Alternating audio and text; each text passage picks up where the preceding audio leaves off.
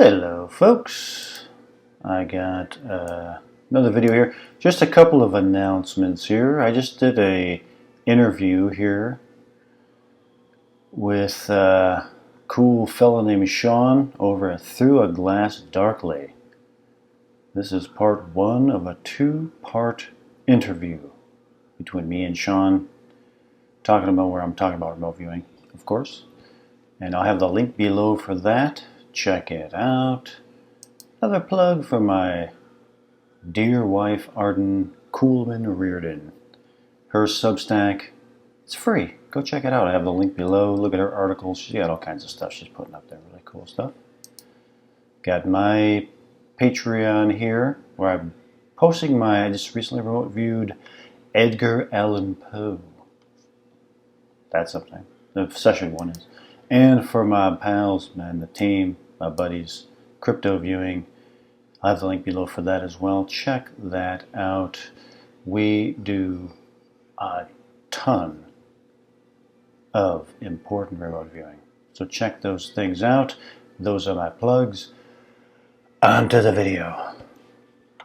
Hello, folks. I'm back at it again. Looking at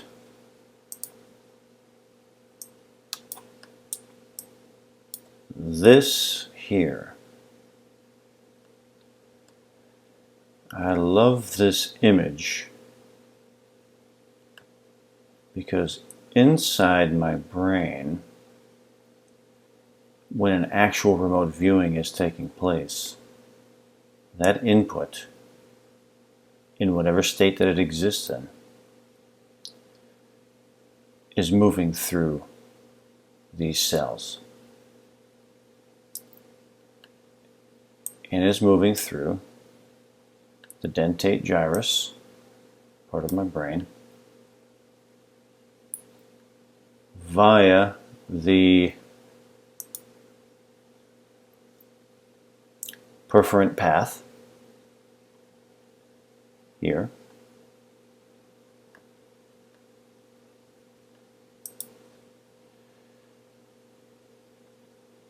to the CA3 region,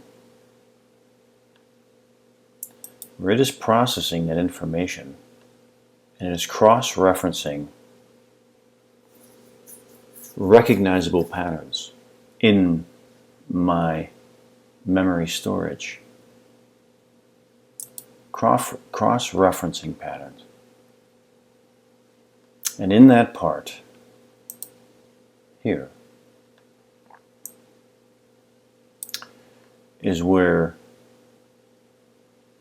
the remote viewing can continue or it can end through here. It can end through a process called pattern completion here, where the input, whatever state that it exists in, is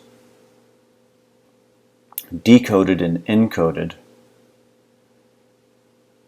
based on recognizable pattern based on pattern recognition. If it's allowed, if I allow it as a viewer, for that part of the brain to encode that as a pattern completion, I will get an end result. If I allow for pattern separation to commence, then those patterns remain novel and the remote viewing continues. I'll give you an example here, of course.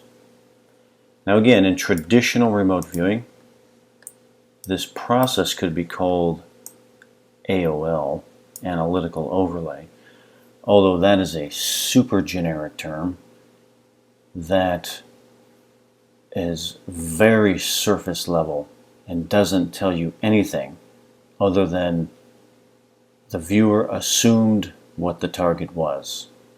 That tells you nothing about what happened, why that happened, what part of the brain that happened in, or anything about the nature of the input and how the brain is interacting with that stimulus in whatever state that it exists in, let alone how it got to the dentate gyrus, which I will address.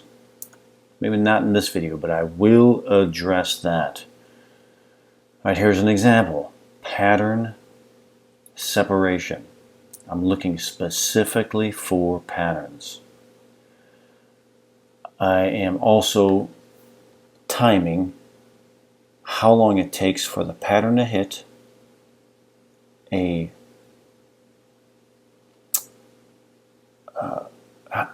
how long it takes for that pattern to reach my awareness.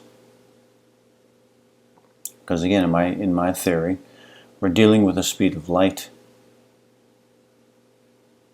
in these cells.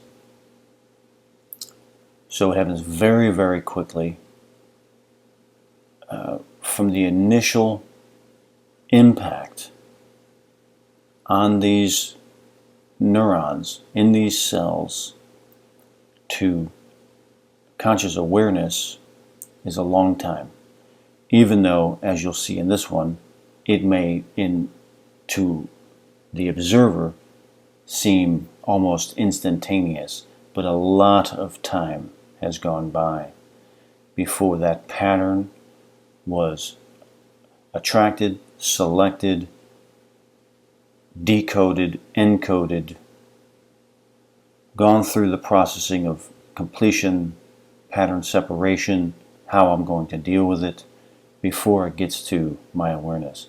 Now in this one, again, I sat down, I had the camera all ready, I sat down to do some breathing. Within seconds, a pattern was available, was there.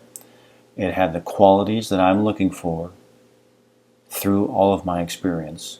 And I knew this, okay, that is the pattern. That is the pattern. I got up and I turned on the camera.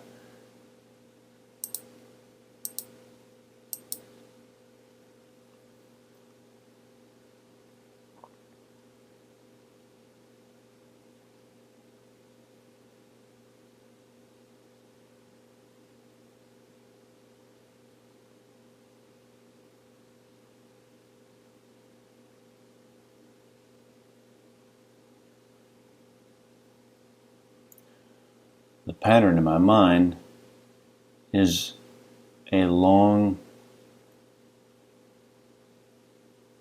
stream of long rectangular objects. I'm keeping it in the separation element, though I am aware of some pattern completion. So I write them down. Is it a fence? Could be a fence. I'm also getting a pattern completion of the flags at the UN building, where they have all that, a long line of flags.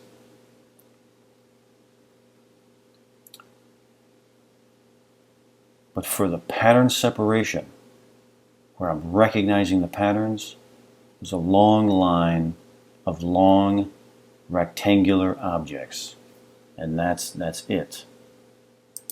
So there it is, taking place as the pattern exists or existed in those microseconds. And again, going into it, my intention isn't to solve the target.